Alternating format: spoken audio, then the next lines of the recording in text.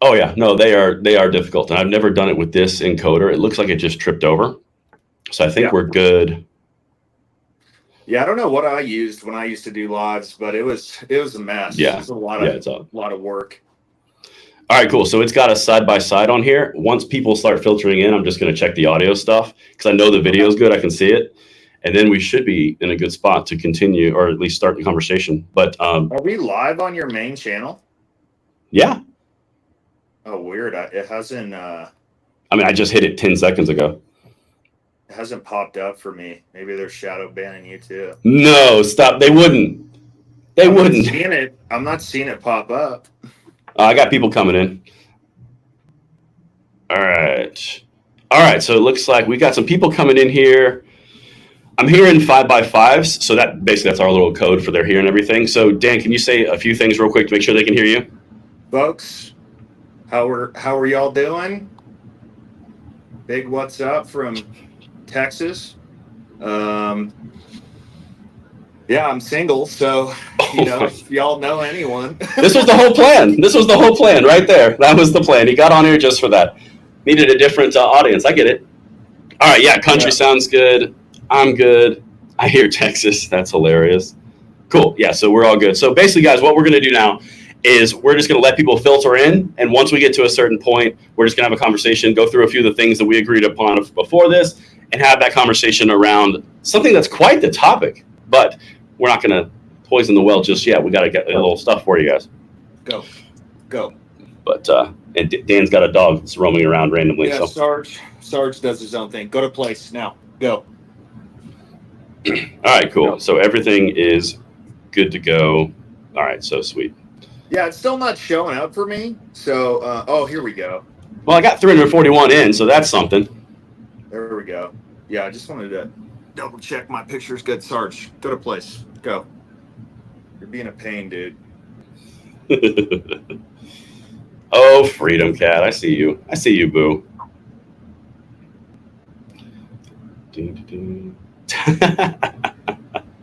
Oh man, this is already going to be a The fun one. So, comments, guys, the comments, I'm liking them. yeah, they're already going. Yeah, Yeah, yeah. I'm thinking about switching over to AOR from USCCA. I saw that one. I did see that one. Good call, sir. Hey, hey, hey, we haven't started yet, sir. We have Hey, not started yet. all right, fair enough.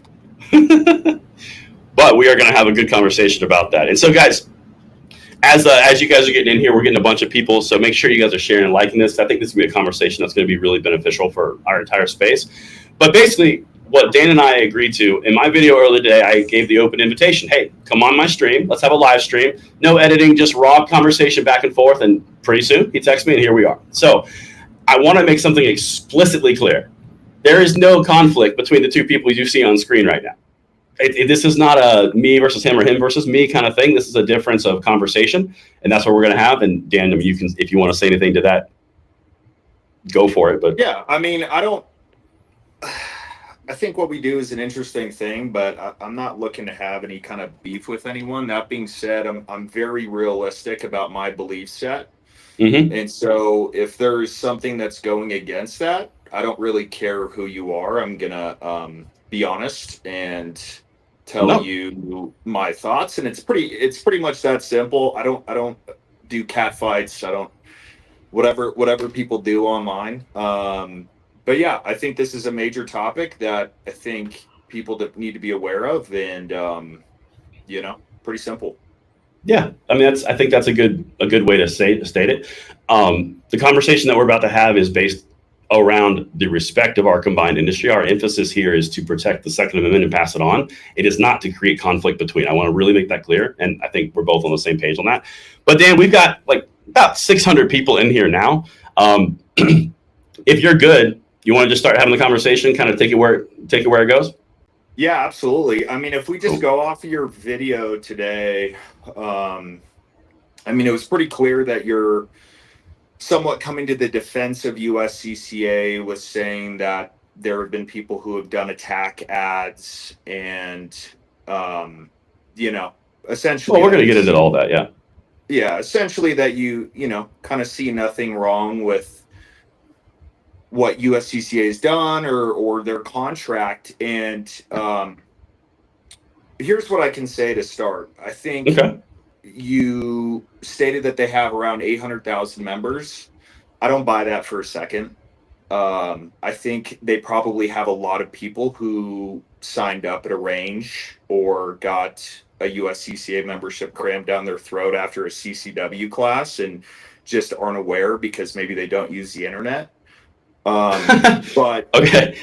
because I do think a lot of the times that happens. I mean, you can't really find a range nowadays that doesn't have a USCCA rep or somebody trying to be like, oh, you shouldn't leave the range without this. And I don't know. To me, it's all kind of fuddy. It's all kind of, Okay. this Well, this fear let me jump in on one mongering. thing real quick. Let me jump Yeah, on one thing real quick about that because we're diving into a few of the things that we're gonna broach.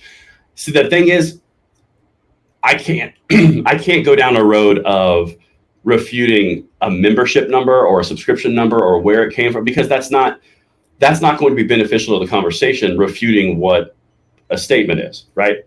So if I said I had 565,000 subscribers on my channel and then all of a sudden it was 550, it's like, well, who actually clicked? Who's a bot? Who is? I mean, when you get into that realm, let's just comfortably say that there's a lot of people who are signed up with that company. Like, I think that's a fair sure. statement to say. Sure. Right. Yeah. So, I mean, we can skip over that. I was just talking about it because you brought it up in no, your I did. video, I and totally did. that And was more of your. one thing I forgot to do in the very beginning, I want to say if anybody is watching and not familiar, I'm affiliated as a partner with USCCA. I openly say that. And Dan, you are what? You are affiliated with who? Fair warning. Attorneys on retainer. Okay. So this is a conversation of different approaches. So just so you guys know, we're all going about the same end goals. It's just different ways. Now, one of the things that I think is a really important piece as we go into this is I don't want to come across from a perspective of basically saying, "Oh, you're not telling the truth. I'm not telling the truth. We're all telling the truth in this little gray area," right? My experience so far hasn't really been from a standpoint of a clickbaity, fear-mongering nature with USCCA. So, can you expound upon like the fear-mongering and clickbaiting stuff? Because I personally, I hate clickbaiting. I hate it. I've gotten hundreds of emails from people saying, I went to a CCW class, there was a USCCA rep there. And as soon as I brought up some of the issues that have been brought up about USCCA, they get a huge attitude. And then if you don't bring them up, they'll sit there and cram it down your throat. And so the direct marketing emails is what you're referencing. I'm just trying to fully understand what you're saying. You're talking about the clickbaity. I'm talking about in person.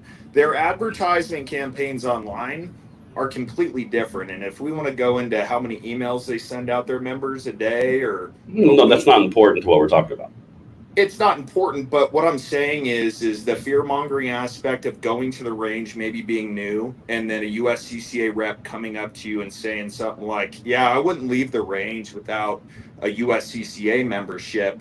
To me, it's just a little bit misleading. But you're right. This part is not really important. I just spoke on it because it was one of the things that you brought up. Well, I didn't bring that up at all. I didn't talk about that. No, I'm talking about in your video today. I know. I mentioned the 825 number that you said, but I didn't mention anything Right. about emails or direct marketing or anything of that. Yeah. I was just talking about, how we came up with the 800,000 and then what I think as far as why there still might be a lot of members. Okay, Because I think I a got lot you. of people don't use the internet. But I think the main points, at least the ones that I think a lot of people are confused on, are the Coley and Kayla Giles. I don't know. Yeah, I'm sure. I mean, why. I figured we'd talk about that 100%, right? Yeah, I don't know why I keep wanting to say Kyla. It's just whatever. The Giles case, whatever. But I'll just kind of go through my experience and what I've seen, and it's for me. If it sounds too good to be true, it usually is. I think that's a wise assessment. I think that's fair for a lot of things. That's why the Alan Coley incident is pretty simple. So no one knew he was a USCCA member until the prosecutor tried to subpoena his call with the critical response team of USCCA. And can I hold on one second real quick, Dan, just to bring up everybody's speed? You've got to let me talk. I'm only trying to say, in case people don't know what you're talking about, I was only going to say, could you describe the Alan Coley case and then say what you're going to say? 100%. That's all I was trying to say. Okay. Yeah. So it's the Alan Coley case. Sarge, drop it now.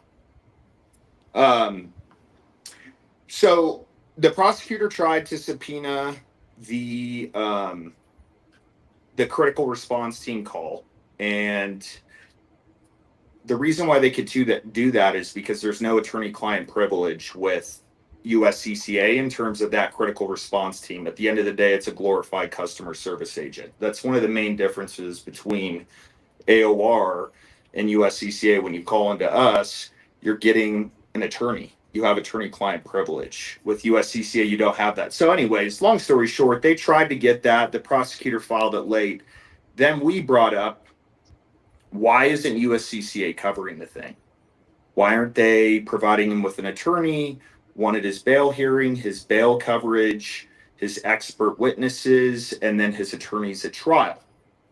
And so from my experience and from what I've seen the customer service say, they have given several different answers as far as why he didn't have the coverage. It started from, well, we just couldn't get in contact with him at the jail.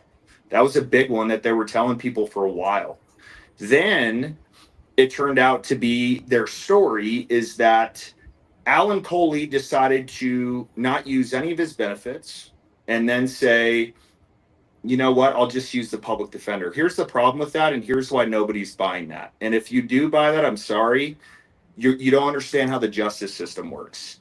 The taxpayer pays. The taxpayer pays for public defenders. You cannot defraud the taxpayer if you have a way to pay for an attorney. He had a way to pay for an attorney. Simple as that. If USCCA didn't drop him, he had a way to pay for an attorney for everything involved with the case. So there are two options here. One, Alan Coley defrauded the taxpayer by saying, I don't have the means to pay for the attorney, or USCCA dropped him. But as far as the email goes, look, that's pretty simple to me too. Okay. If you decide to not use the coverage of a company, you say, you know what, y'all aren't good enough for me. The public defender is better than you. Let's just stick with that for a second. Then magically, you randomly write an email saying, you know what, the company that I decided not to use for my case because I didn't think they'd be as good as the public defender, let me just write them an attaboy email and let them use it for mass marketing. If you believe that, I mean, sure, he may have written it and had an attorney go over it, but as far as it being his idea, as far as him just offering his case to be mass promoted in terms of a marketing thing, I'm not buying it, and nobody else has. Okay, so I'm so sorry. I thought you were done. Hang on. Yep. Sarge.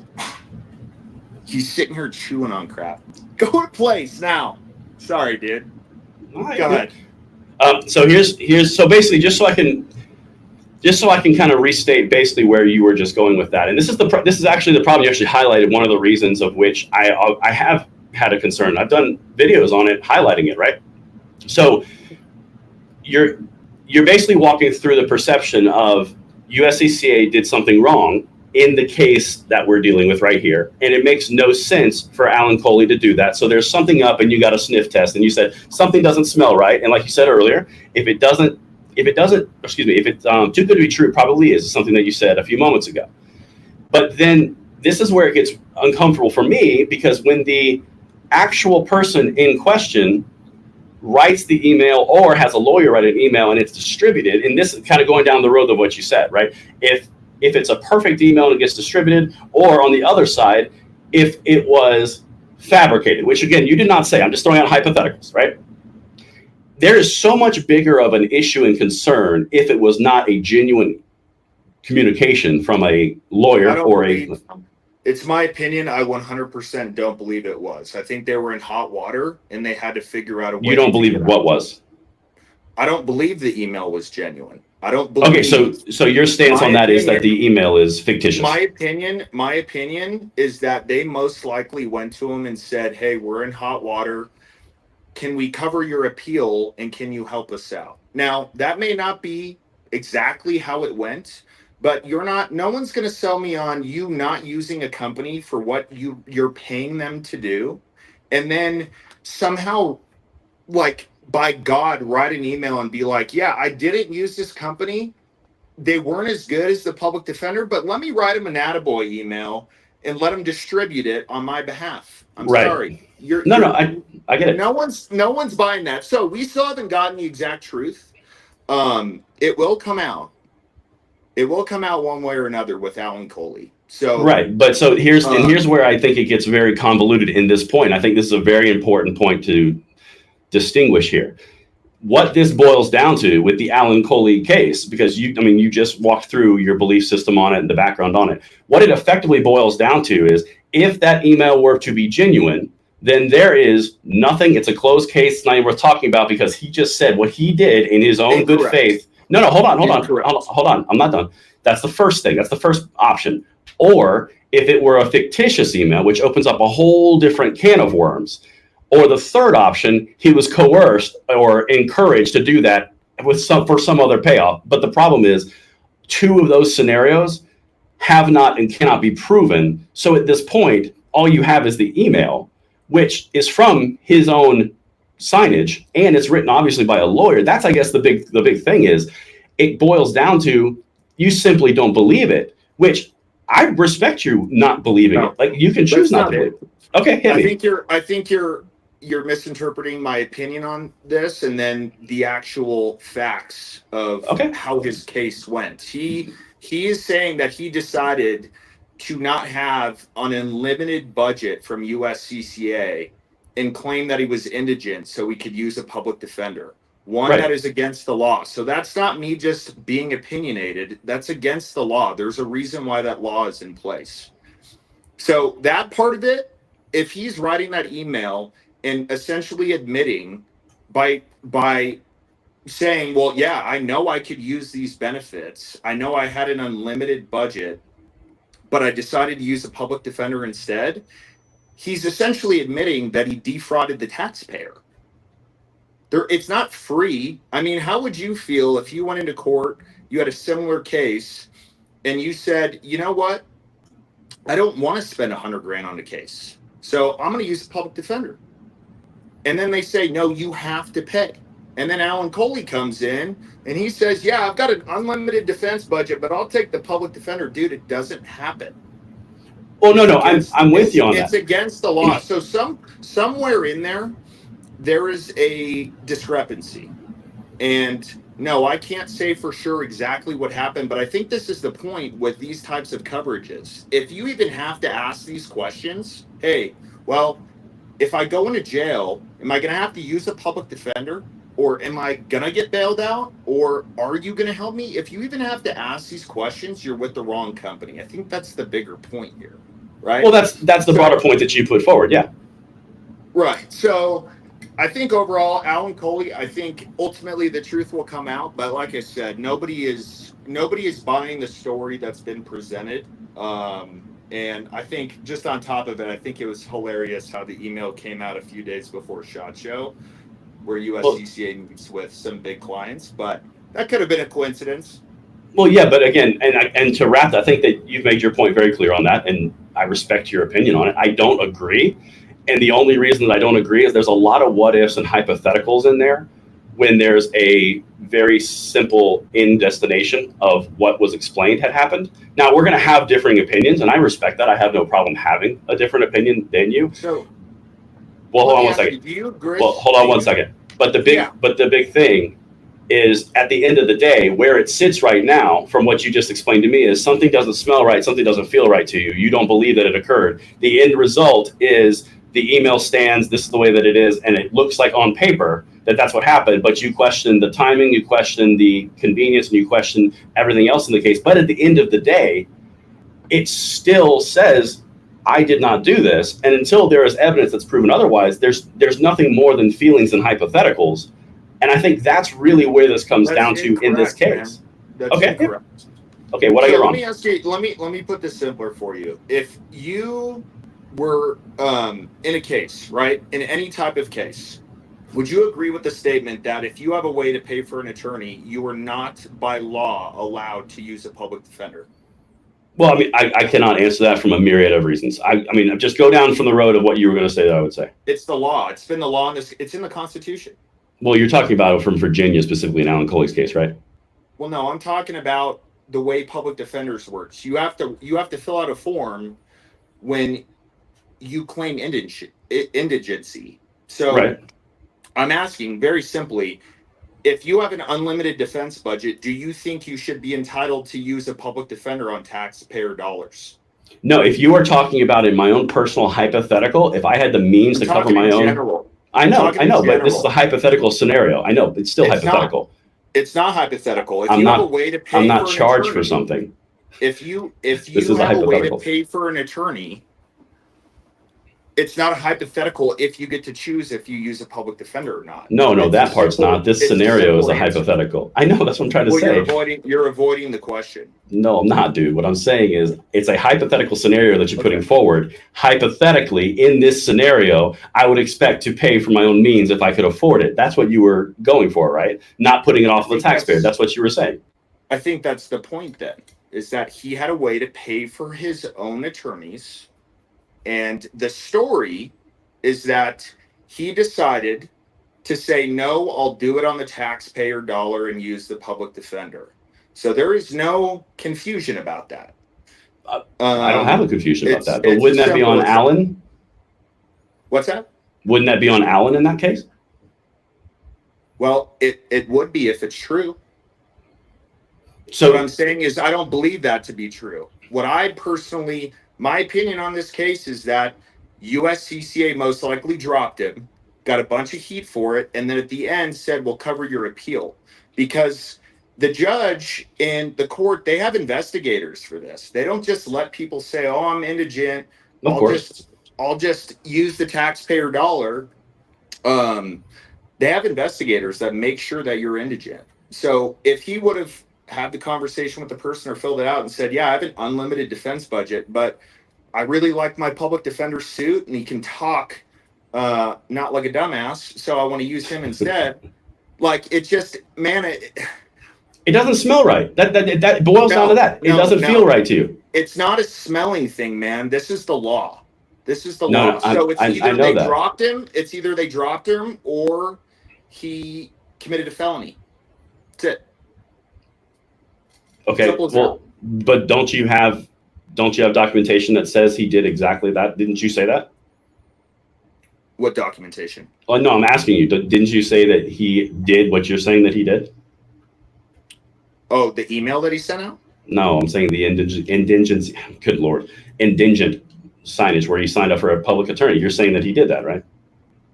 Well, no, I'm saying that he filled out the form saying that he was indigent.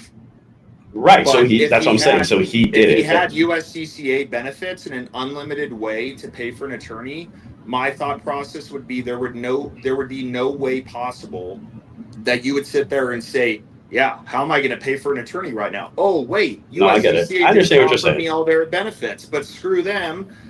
I'm not going to use them. So I feel No, like I we're understand. going in circles here. No. I wanted to clarify that one point because we're going to wrap Yeah. this part because I think we have hit this.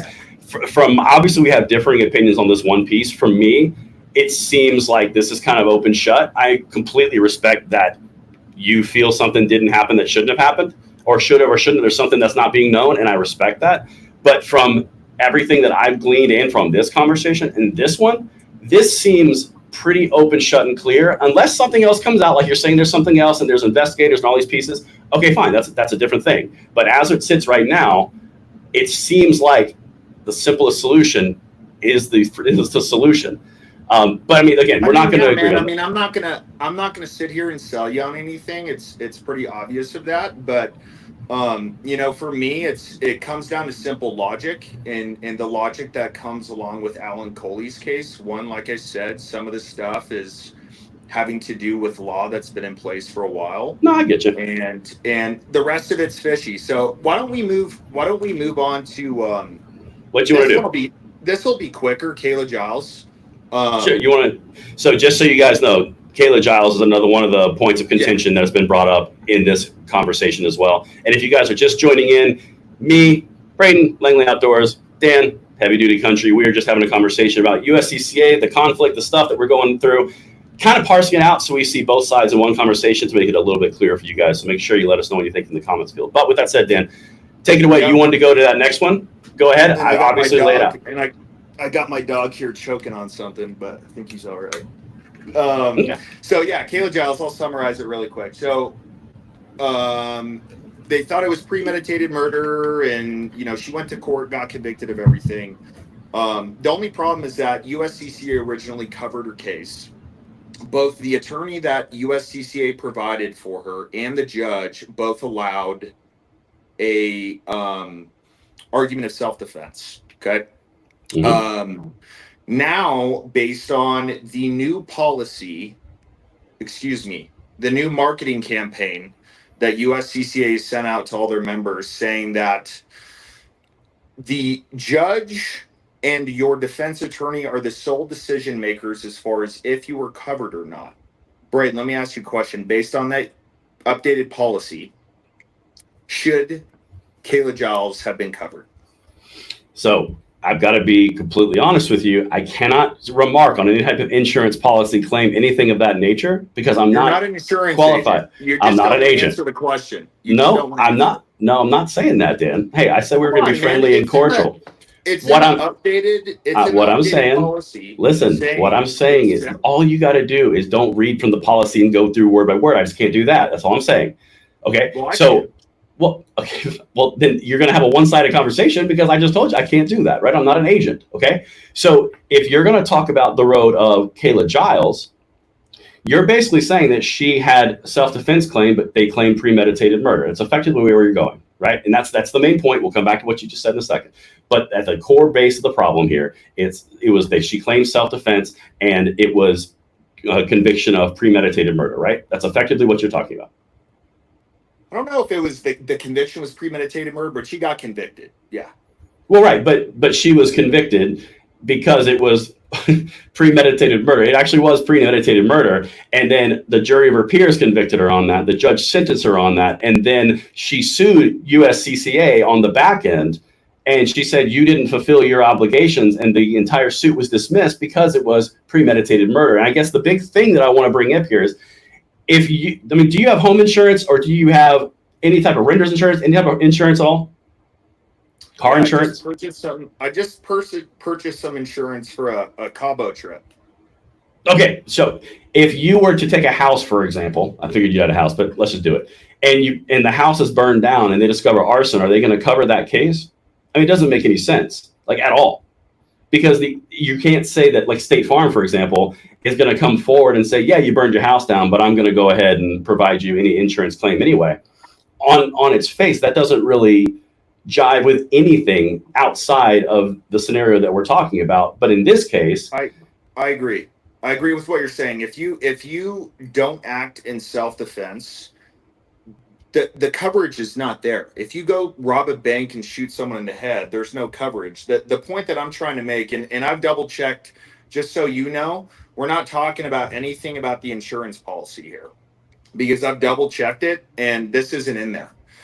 USCCA sent out that your attorney and the judge are now the sole decision makers if you were in a self-defense incident and if you were covered by the insurance company. It's not in their policy. Based on this case, if it happened today, and if Kayla Giles' attorney and both the judge said, yes, we allow self-defense and we think this is self-defense, should she have been covered? I do not know the answer to that question properly, man. I'm not trying to judge. I'm honest to God.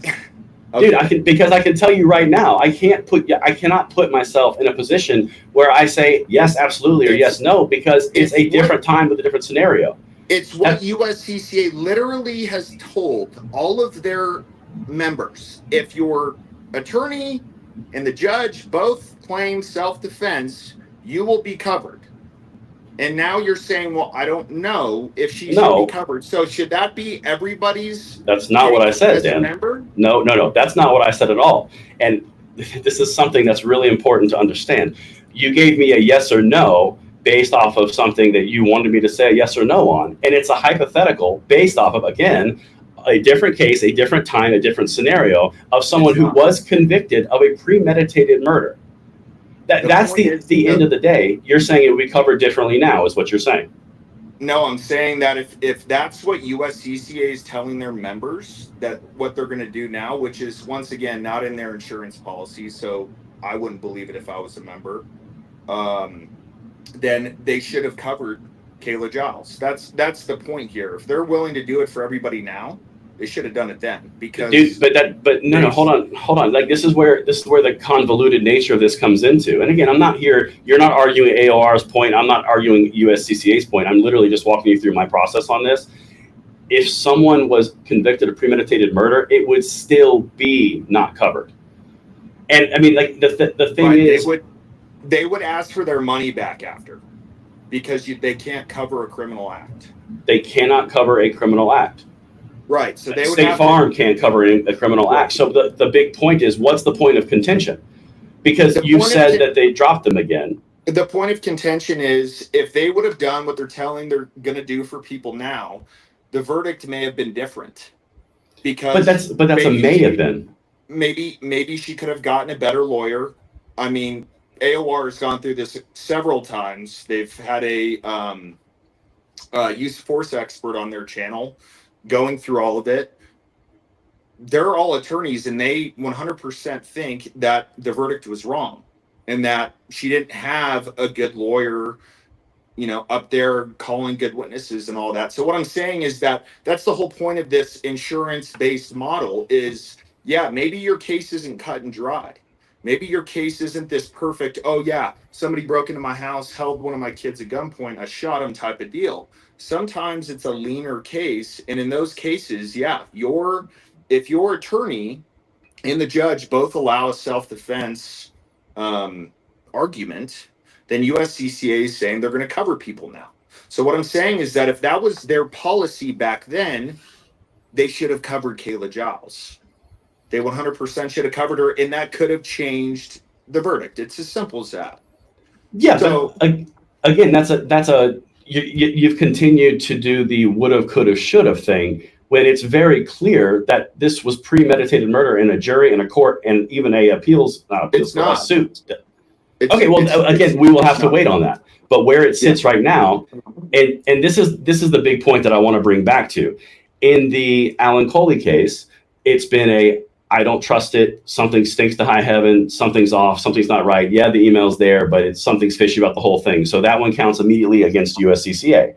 The Kayla Giles thing is, well, if this didn't happen, this could have happened, and that might have happened, and this might have happened. She may have had a better attorney, and it's all a bunch of ifs stacked on each other.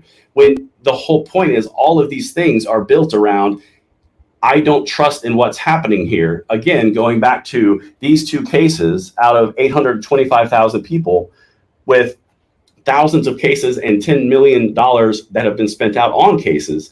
The point is, I'm not saying everything on this planet is perfect, and I will never say that. But the point is, if you're focusing on these two cases, which have obvious gray areas of questionability from your perspective, doesn't it at least seem to bring into the conversation all the rest of the entire conversation of what has been achieved and what has been protected and held? No. I mean, no. So No, you're it saying no. doesn't. So none of those things matter. Absolutely not. If I go to McDonald's today and I ask them, how many times do you serve your customer based on what they paid for? They're going to tell me 99.9% of the time. And then I'm going to ask them, what do you do with the 0.1% of cases that you screw up on? You put banana chips instead of pickles in the burger. What do? Do you just tell them, oh no, they're pickles, you're just an idiot? No, you go out and you say, you know what, I'm sorry, let me give you burgers for a month, let me make sure it's right. The problem is that USCCA has not owned any of this. They're under the putting everyone under the impression that they have done nothing wrong, that everything they've done is by procedure, that none of these people got screwed over. And all of the questions that are being made, oh no, that's That's not true. That didn't happen. And in my opinion, once again, when you have a service like this, there can't be a question. There can't be a, oh well, you covered this amount of cases, but based on what it says in your contract, you didn't cover a couple. If you don't have a good answer for those, then yeah, I'm not Well, gonna. but so I don't care if you've covered a million cases. If you're screwing over, I mean, dude, what if one of the cases was your wife or your well, kid? no, hold on a second. You just Right? said something. You just said something so key on this whole thing. So you are willing, and what you just said, throw out a million cases of positive benefits for the Second Amendment community because these two over here, and by the way, these two are only gray because you have perceived them. There are questions because you have asked them. So that's the big point. These, I think that when there are questions to be had, questions are completely viable. Absolutely. Make sure everyone is under the impression of clarity. All questions are answered. I'm 100% on board with that. But in this case, it feels very much like there's a lot of gray area that has been focused on with a lot of questions that have not been proven yet and a lot of hypotheticals and ifs. And then everything else, like you just said, millions of other cases that have helped people in our Second Amendment community, in the gun world who have defended themselves, that doesn't matter. I said even if. Clearly, Right. they haven't covered millions of cases. I know. Okay, even if, let's just say thousands of cases. If they've covered several cases that were slam dunk, obvious self defense cases, yeah, they're doing a job that they're paid for. That's not something to be celebrated. No. That's not what I'm saying. People are paying their hard-earned money for you to do a job for them. I completely agree with that sentiment, and I don't think you're wrong on that sentiment at all. And again, this is all respectfully saying this. Yeah. But again, when you're looking at the overall impact of a entire entity that is in place to help people, and you've got thousands of people, or if we use your example, even if there were millions, you are saying that those do not matter because these two I have personal questions about. No, and that's because it's not just two, man. Those are the two that we know about. Those are the two. Well, again, that's another if, and that's another conjecture that have been brought to light. All right, so let me put it to you like this then.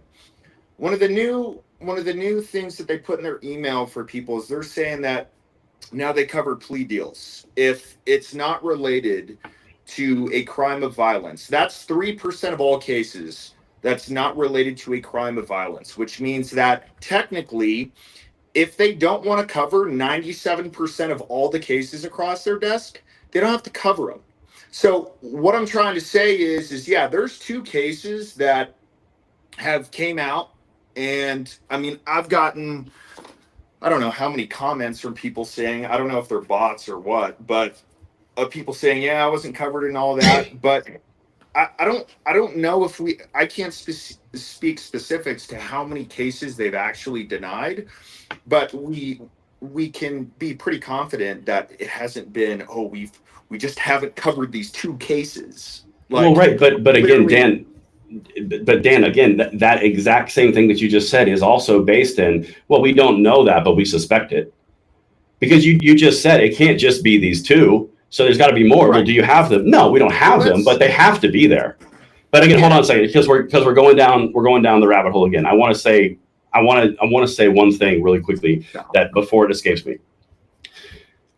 I think that everyone is perfectly entitled to their opinions on whether they should have this product at all. They have USCCA, they have AOR, they have the other ones. I cannot remember for the life of me right now the other ones. Yeah. But the point here is make the best decision for those individuals. And I don't want to have something influenced of this importance when there's not hard evidence that I can literally look to and I can go, well, holy crap. Now there's tons of conjecture and there's tons of, I think this feels wrong. Let's look over here. But at the end of the day, bro, I don't see the same issues that you see. And that's not a bad thing. I don't think there's a problem with us seeing different things. We have different experiences and leads to different outcomes. But I don't think that throwing one of these companies out into the wind for the wolves is the right solution when it could be the right solution for someone else based off of a observation and not proven fact. I think that's really what the key point here is. I mean, that's literally. Yeah, sure. Absolutely. So, no, I totally agree. And, at the end of the day, people can choose based off of their own research what makes the most sense for them. My thing from the beginning has been, if this person's someone in my family, would I be sticking up for them? And since you brought up the Second Amendment community and just it being, it's a whole thing. Yeah, we can talk about. Yeah, just us being a whole. Let me ask you. So, I just want to gauge this because I don't know if I've ever maybe specifically heard you say this, but do you believe if anyone is free, like a free man, not in prison, do you think they have the God-given right to be able to defend themselves, the God-given right to the Second Amendment to bear arms? Like, do they have the Second Amendment? Is that what you're asking me? Yeah, do they, if they're a free man, right, not in prison, should they be able to own a gun? So I feel like there's something else you're going to follow up with here. It's not that I don't trust you, but it feels like a weird way to phrase that. I mean, you can. The American population, American citizen. I'm about to say it. The American citizenry has a Second Amendment right that is innate inside the citizenship of this United States. Now, that has ways that it can be taken away. It can be taken away for felonious behavior, and then they're released again, which could be a free person. Or you could have it be currently imprisoned underneath a felony. There's lots of different ways we can. Okay, so yes, they have the right to defend themselves, and they have the right to a Second Amendment. Yes. Do you believe that everybody who is free, not in prison, do you believe they should have the God-given right to own a gun? Do you think the government should be allowed to say, no, you're a felon, you can't own a gun? I think that the government has already dictated that. I think the Second Amendment. But I'm asking your opinion. Okay, hold on a second. I'm getting there. It's like what you're. I see where you're going. Hold on a second. You don't know where I'm going. The Second Amendment is something that we all have, that every single one of us has, and that is a part of the rights of our nation. If you are a citizen who has not created a felony, and I know that the gun laws thing is part of what you're about to say, but give me a second. The gun laws it has been an existing law that the gun laws on the books, when you create violent felonies and non-violent felonies, you lose your gun rights. So you come out, nope, don't even go there. Don't go there. Don't go there. Not disbanding. I'm not done talking. Gun laws. I'm not done talking. Okay. See, what you're doing right now is okay, hold on a second. So once you lose those rights, it is still up in the air if you're going to get your rights back through existing pending conversations in Congress, or if you're going to stay a felon and not have your rights again. The same thing applies for voting. Now, this is a very tricky, sticky one. It's not a simple yes and no, which is, I know you're trying to get me to a short answer, but there is no short answer to this. Do we have Second Amendment rights? Well, I know you do. I believe you do. I believe God, but that's not going. Everybody the right to defend themselves, and I don't believe a government should be able to say, well, you can defend yourself with this, but you can't defend yourself with this. I don't believe they're in the I know you don't. God I saw that video you did. And say, you can't own this. So I just kind of wanted to get your opinion on what you think, if it's a God-given right, or everyone knows. I've said multiple times it's a God-given right. Okay, perfect. So it's a God-given right. We can agree on that. The whole point of what we do, right, is to get our message out to the people who care about the Second Amendment, but honestly, more importantly, the people who we can educate who don't know a lot about the Second Amendment, right? Who maybe are under the impression that, our government gets to tell us whatever, and, we have no say in it and all this stuff. So I'm trying to understand how you have that thought process, but then you're able to work with USCCA, who has the poster boy of Tim Kennedy, who is clearly anti-2A. Is it just something that you're willing to look past, or is it something that you're turning a blind eye to, or what? Because for me, if I know that a company is clearly hiring somebody that is outspoken to be anti-2A, a fan of gun laws, believes that felons shouldn't be able to own guns, several other things, I don't know how I can get on YouTube every day and talk about, well, this is an infringement and this gun law is unconstitutional, but then work with a company that's has their poster boy as an anti 2A guy. I'm just trying to So understand how you justify.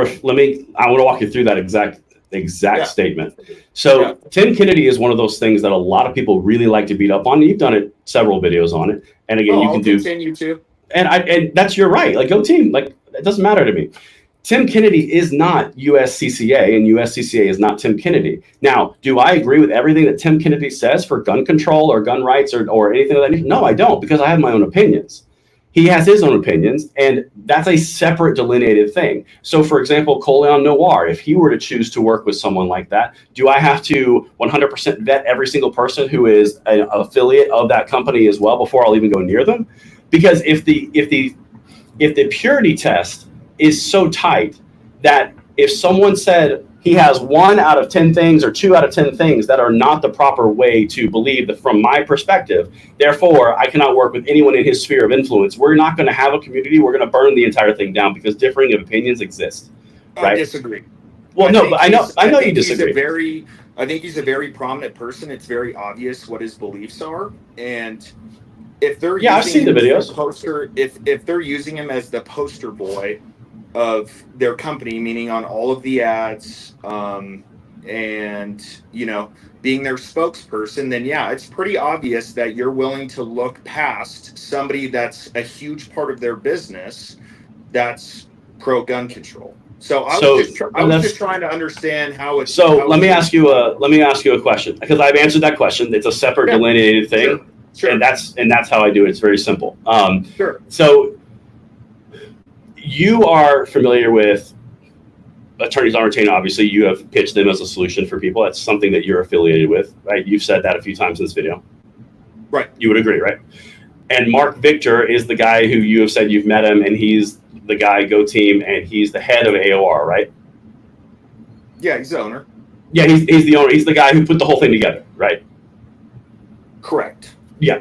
So I want to know how this purity test works with everything involved with every single individual. For example, let me run this by you. So in 2022, Mark Victor ran for U.S. Senate from Arizona. Are you aware of that? I am. Okay, for the Libertarian Party. And Correct. in his firearms policies, it literally says HOAs can ban guns, cities can have more gun control laws than rural, mandated training to own certain firearms, safe storage laws and red flag laws are possible solutions for firearms. So by that exact same standard that you're holding me and USCCA to, because Tim Kennedy is a third removed, how can you say that AOR is the proper solution to defend any and all gun rights when that is still up and live on his Senate campaign website? No, I'm glad you brought that up. So I'm just curious. Mark Victor is the creator of the Live and Let Live movement. Yep. And part of the Live and Let Live movement is kind of going back to Indian tribes. So it's not this humongous government that can become tyrannical. It's a situation where there are these small tribes almost of people who make their own rules. For example, you can think of it as a group of families together, or even a family. We can go as small as that.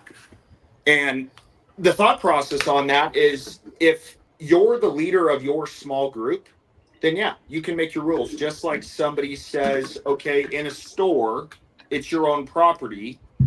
You can put up a no gun sign if you want to do it. Now, whether people are going to obey it or not is completely different. But Mark J. Victor, his thought process is not these are going to work, or these are even an idea in the current structure that we have now in America. Not even close. The only way he sees stuff like that working is if it's in extremely small groups, like a family, to where it's already like a family. The father is going to decide how and if his kids are going to use a gun in his house. He's going to decide how they store guns in the house. So very, very different. And I see what you did there, but it's not very different, man. It literally says cities to more than rural. That's not families. Comparing Mark J. Victor to Tim Kennedy, we're talking No, leaps no, and I'm not. bounds. No, I'm not. Hold on. This is really important. I'm not comparing Mark J. Victor and Tim Kennedy. That's Uh-huh. not what I'm doing. What I'm asking is what you just said was because Tim Kennedy has a lot of very big issues around the Second Amendment that you believe he believes in gun control laws. That's a problem that's verboten. USCCA is done. Therefore, you are done because you're tied to USCCA. Then, when the conversation goes to Mark Victor, the head of AOR, well, that makes sense because it's smaller communities and it's really well thought out. And it goes back to these, it's the same principle, man. This is It's literally not. doublespeak. It's It's not even close. absolutely, It's dude, it's not even on the close. website. I tell you Not what, even close. you can look it up. You taking someone who is a fan of huge government and saying, yes, these huge governmental gun laws are good versus a family environment where people are either electing a father figure and saying, you know what, you make the decisions for our little tribe here. And if we don't like them, we can go to the next tribe. It is 100% different. Now, my Dan, personal it opinion literally says on it, HOAs. It dude, you're literally taking says something. HOAs. It says homeowners Okay, associations and cities. so That's not families. I'm telling you what his thought process is now. If you want to stick to, Well, what is um, now, yeah, dude, this is on his U.S. Senate for 2022 campaign under firearm policy. It is is it still 20? Is published. it 2022? That is when he ran for his office and his policies, and Is it it is 20? Is it copywritten for 2022 2024. or is it 2 years later? Okay, so hold on a second. So now there's a delineation. There's not. Tim Kennedy just said 2 weeks ago that he's a fan of gun laws. So This is from what's the time? But 2022. what's the time cutoff? I don't know. When I'm is actively talking with Mark Victor, and he's told me all this stuff. And wait? I'm coming from a company of integrity and being honest with their customers versus USCCA, who has You're been deflecting. anything but that. You're absolutely Deflecting. deflecting the point. I've just explained exactly how it works to you. You just No, don't no, like no, it. no. You literally just said the case over here. First, it was Tim Kennedy was very, very bad and very, very bad man gun control. And then when I showed you some things or told you some things that you clearly already knew about, it became, well, that was individual cases and that was families and that was this. And so it's okay. And plus, it was 2 years I ago, never but said he gun did it control is 14. okay. I'm No, no. telling you what You're, Mark. I'm telling you what Mark Victor's thesis is on the live and let live movement. It's not something that will work nowadays, and he will tell you himself. So I think the point so it's, I think the point that I'm trying to make here is, at least with the Tim Kennedy point, is if you compare the contracts between AOR and USCCA, USCCA has 18 USC 922, which is a big old list of gun laws when they say that they're a Pro 2A company. So it's saying who gun stores can sell to and who they can't. So they're essentially giving a tip of the cap to the government saying, yes, we believe in your gun control. Yes, we believe in how our system works. So much so that we're going to make it an exclusion in our contract for people. Now, here's the last thing on the contract side. I know you can't comment on it, but this part isn't in there. When they sent out an email, they said the judge and the lawyer. I think we talked about this, but it's really quick. The judge and the lawyer, yeah, we talked about the it. sole decision makers, and that the insurance company has nothing to do with it. Low resolution, that's what it said. If you go into the USCCA contract, let me read this verbatim. It says, we may at our own discretion investigate any occurrence and we may settle any claim for compensatory damages that may result. What does that mean? That means that the insurance company is still the decision maker. In nowhere in USCCA's policy that they said they changed does it say that the lawyer and the judge are the decision maker. So would you call that misleading or lying? No, I'm not going to If call it's not either in the one of those. policy, if it's not in the policy yet they send it to all of their members, is that misleading or lying? Bro, If it's not in the policy that you're contracted to abide by, how do you get behind that? Because you're giving me a hypothetical that's sent out in an email, but then you're contrasting the policy, bro. I'm not going to sit here and talk about marketing emails, man. That's not what this is about. I don't want to talk about the stuff that USCCA is screwing people around on. I don't know, dude. I've walked through this entire thing. Why would they send that to all their people saying that your attorney and the judge are the decision maker now, but not put it in their policy? Why would they do that? Because, dude, okay, listen, I have not seen that email. I wasn't on that email list, so I'm not going to speak to it. Okay, that's just like you have not having any exposure to something, you can't speak to it, right? Okay. That's just, come on, that's basics, right? But the bottom line is this entire thing, we've been walking through the ins and outs, and I've let you say your piece 100%. I think we had a good back and forth. But at the end of the day, the way that I see everything that we're coming up with is I do not see a lot of hard evidence going in one direction to prove what you're saying. There's a lot of conjecture. I just read off the contract. I'm talking about in whole. I'm backing out. I'm zooming out. The contract is the only thing that matters. Bro, like, come on. You gotta let me talk about this a little bit, okay? Sorry. So if I'm zooming out and I'm looking at everything that we just talked about, I'm not seeing a lot of consistency that are all marks that are pointing to USCCA being a nefarious organization. I know you're a nefarious organization. Well, but again, that's you are certain. That's my whole point. Oh, I thought you said you were. I'm sorry. I thought you said I did. Okay. So if someone says they're a nefarious organization or implies they screwed some people over, they did something bad, right? So my point is, all the cases that we just put forward and we've discussed, I think we've actually done a pretty good job, honestly, of keeping our cool across the board. All of them are pointing in a direction that is not hard. It is all about, I feel like this, I think this, I see this, therefore it is. And that's not how you can make an observation about what's actually happening here. That's incorrect. And you're assuming that I'm saying things or trying to tell people that I've said things or like what? Things a certain way, and that's just not true. But like what though? The assumptions or opinions that I'm coming up with are based on how they treated the members that we talked about, and it's also based on their contract. If it says in the contract that the insurance company, at their own discretion, can decide about the claim, and then they're telling people in their email that no, that's bullshit, even though we put it in the policy saying that it's the insurance company's discretion. To me, that's just a marketing ploy. It's just another one of these tricks to where they're trying to get people off of the stuff that people are upset about. And look, man, we can sit here and say, well, your opinion isn't valid and mine isn't and whatever. But at the end of the day, all that matters is what's in the contract. That's all that matters. That's all I agree. That's all you can hold a company to. And the fact, of course, that there's still 18 USC 922 in there, which is a big ass list of gun laws that if you violate, they can exclude you from coverage. They can also, which is a legal requirement, I believe. It's not, because AOR doesn't have it, but that's fine. So AOR doesn't have any type of clause that says they can get rid of you. No, I'm asking lawyers. They're lawyers. They're not insurance agents.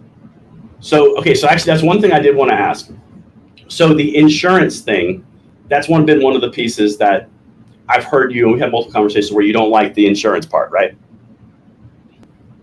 You know, it's not really about the insurance. For me, it's the lack of transparency as far as who makes the decision on if you're covered or not. For me, you don't know who makes the decision at USCCA. They're trying to tell everybody that now your lawyer and the judge are making the decision, but in their policy, it still says the insurance company. Who at the insurance company?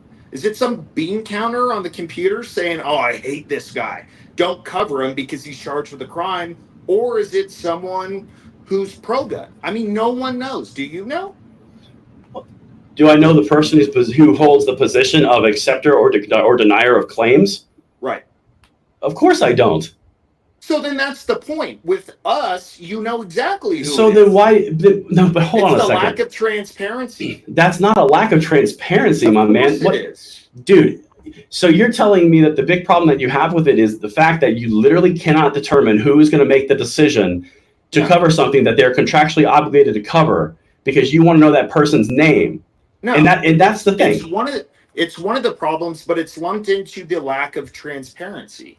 It's for example, I'll give you another thing that is just kind of has me at how do you buy this? USCCA reserves the right to change the membership agreement terms and benefits, including the self-defense shield protection plan, at any time without notice to the primary member.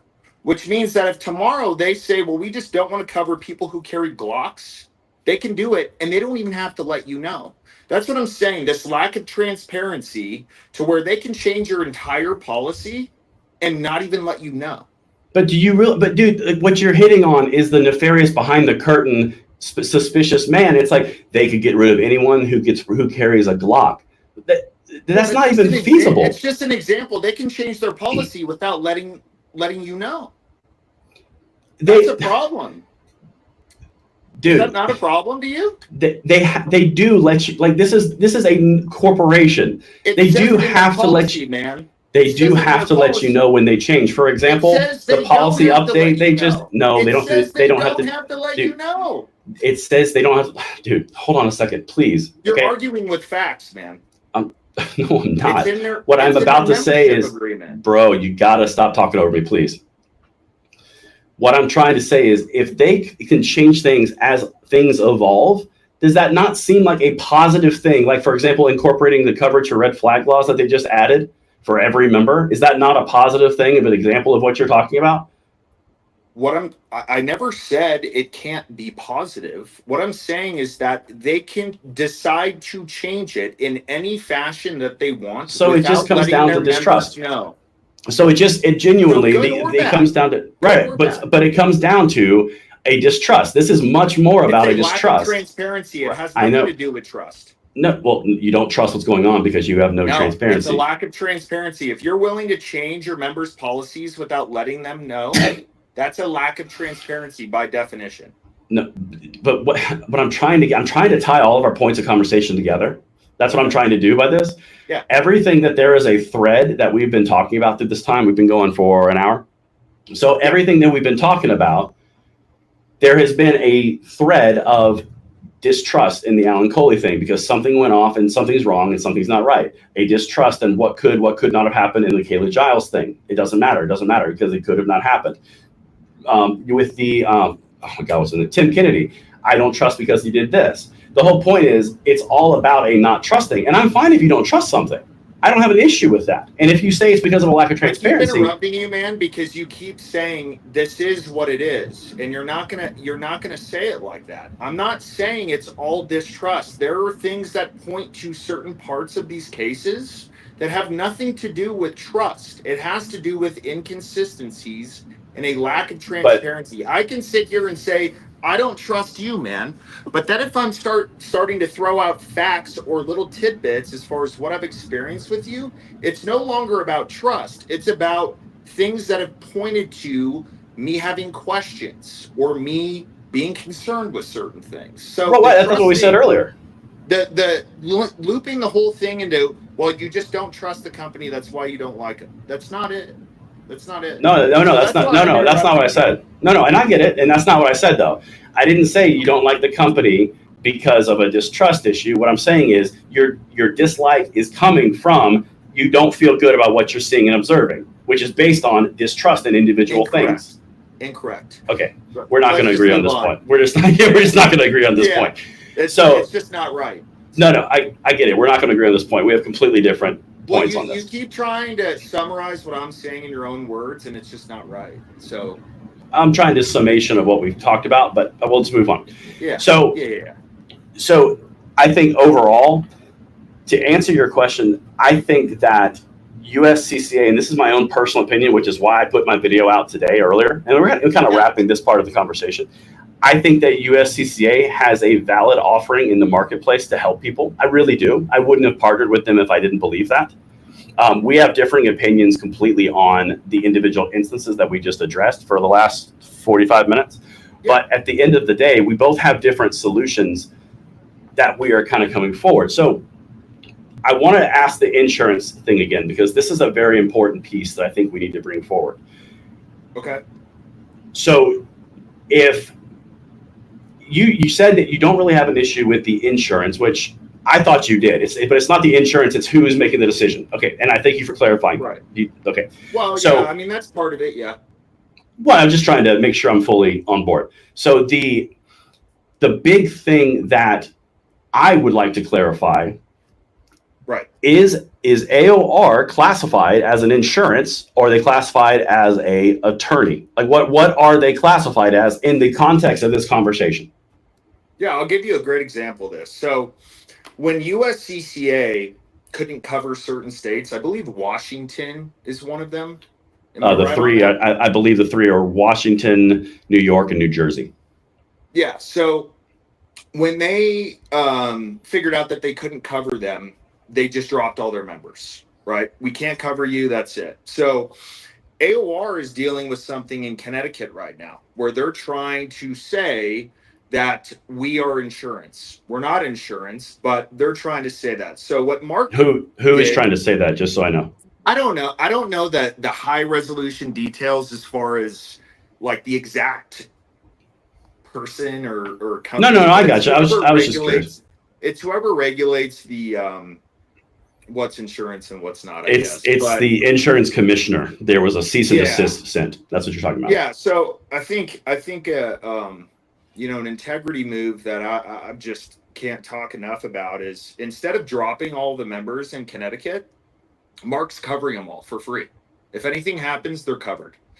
And I think that's the main difference between the two companies is we want to go with the complete integrity route, and we want to go with, we would rather make less money and make sure that everybody is getting what they pay for, doesn't have any concerns about, well, what if it's an illegal act, or what if it's under 18 USC 922? They want to make sure that we're putting the right foot forward. So until we get that part figured out in Connecticut, he's covering everybody who are members for free. So, to answer your question on the insurance part, to answer the question on the insurance part, yeah, I think there are certain states who are trying to claim that it is insurance, and that's being dealt with.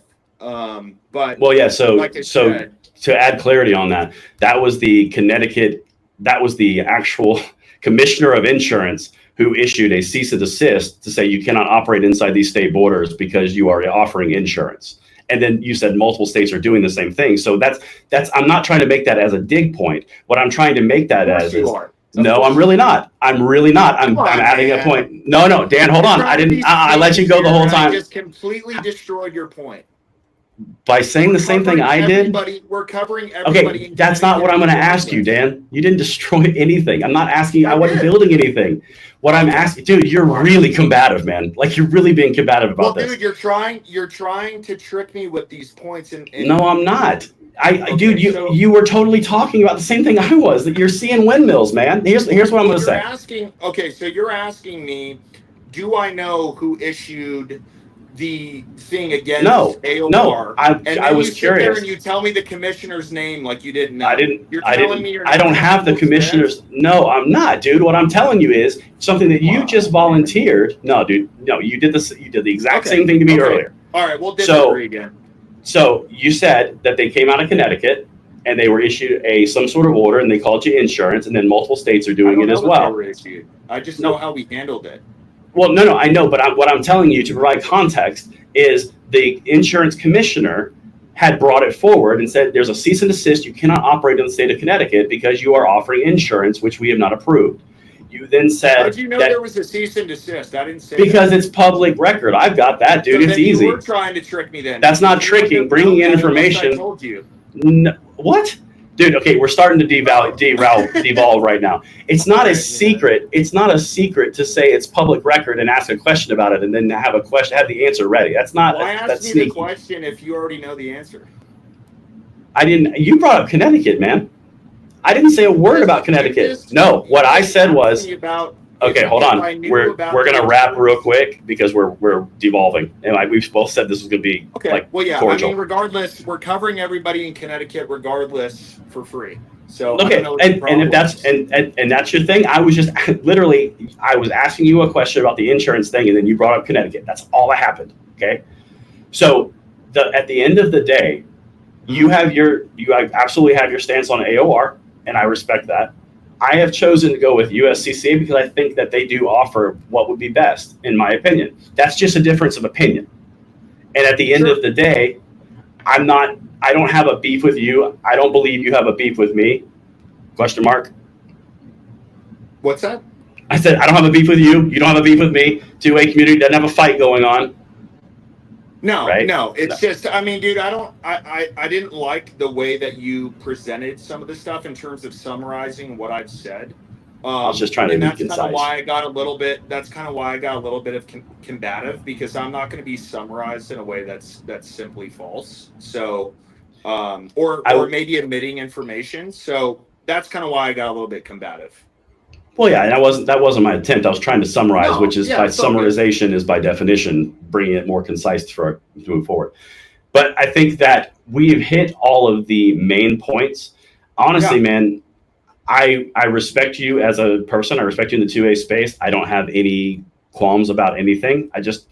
I have a difference of opinion, and I hope you feel the same way, to be quite honest with you. That's kind of the best way we could leave this. I think the majority of the Second Amendment community, including the people in your comments, are on the side of not going with USCCA. But yeah, we're all entitled to our opinions. No, I'm talking about you and I. Oh yeah, we're all entitled to our opinions and what we're willing to look past and what we're willing to be okay with in terms of stuff that we pay for. And for me, I'd rather go with the integrity move and a company that's super transparent like AOR. So yeah, subtle, Dan, very subtle. I'm gonna go over here with USCCA that I think's the best choice. It's not. God in heaven, dude. It's not subtle. It's just. No, I'm saying the way you framed that was just subtle. I love it. That was a great way. That was a great way for you to outro it. I get it. I respect it. To be honest with my opinion about USCCA, I think I totally get it. Fraudulent company, but but again, early. That's for a different conversation. We've covered this ad nauseum. I think we had a heck of a good round at 1 hour and 10 minutes. Yes. But I mean, at the end of the day, dude, it really boils down to. You've got your solution and your choice for your opinions. I've got my solution, my choice for my opinions, and literally, it really is that simple. And people, at the end of the day, people have to read what they're getting themselves into and decide what plan is best for them. That's it. That's the best way we could end it. Everything else is noise, But I think that's a problem nowadays. I mean, I just did it with my trip to Mexico. I bought the travel insurance. And I didn't read the fine print, and they screwed me. So, it just kind of is what it is. Well, listen, dude, we have to wrap this, but I appreciate your time. I appreciate you jumping on. That was really great. And I'm sure we'll see each other on our next videos. Yeah, absolutely, man. Really appreciate it. All right, bud, I'm going to cut it real quick. All right. Okay. Let me just hold on a second. It's not dead yet.